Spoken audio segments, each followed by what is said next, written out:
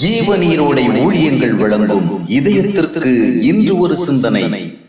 அரசாள அழைக்கப்பட்டும் அடிமைகளாக அப்திட்ட எபிரேயர்களை அரசாளுகின்றவர்களாக மாற்றுவதற்குத்தான் தேவன் அழைத்து வந்தார். வலிமை பொருந்திய பல ராஜாக்களை எல்லாம் தேவன் அவர்களுக்கு முன்பாக தோல்வி உறும்படி செய்து அவர்களை அங்கு ஆளுகை செய்யும்படி நியமித்தார்.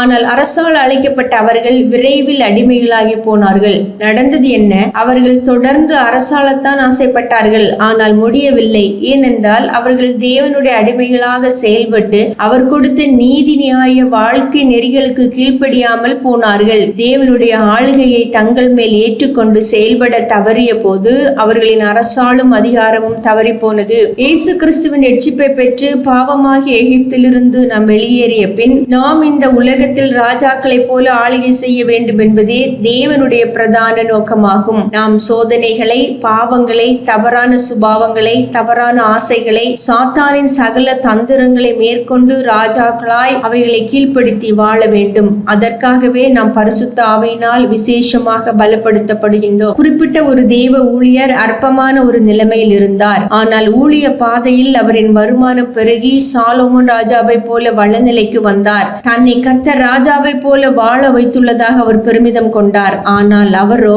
பண ஆசை, பொருளாசை, புகழாசை ஆகியவற்றுக்கு அடிமையாகியே அந்த ராஜநிலைக்கு வந்தார் என்பது உண்மை நிலவரம். இவ்விதம் ராஜாவாக மாறுவது பெருமை அல்ல. பாவங்களை மேற்கொள்ளும் ராஜரீக வாழ்க்கையை வாழ வேண்டுமானால் தினமும் தேவனுடைய தூய ஆளுகை நம்மை விளங்கிட நாம் ஜாக்கிரதையாய் இருக்க வேண்டும். அனுதினமும் அவருடைய ஐக்கியமும் கட்டுப்பாடுகளும் வழிநடத்துதலும் நம்மால் தேடப்பட்டு நம்மை பாதிக்க வேண்டும். அப்போது பாவமோ, தவறான பழக்கமோ, மோசமான சுபாவங்களோ, சாத்தானோ, அசுத்த சிந்தனைகளோ, உலகத்தின் மாசுபடிந்த சூழ்நிலைகளோ நம்மை கீழ்ப்படுத்த முடியாது. ஆனால் தேவ ஆளுகையை நாம் தேட மறுக்கும் போது அனைத்து பாவசாயலான காரியங்களும் நம்மை கீழ்ப்படுத்தி சீரழித்து விட தீவிரிக்கும். ஆம், தேவனின் ஆளுகையை தேடுவோம், பாவத்தின் மேல் ஜெயம் கொள்ளுவோம்.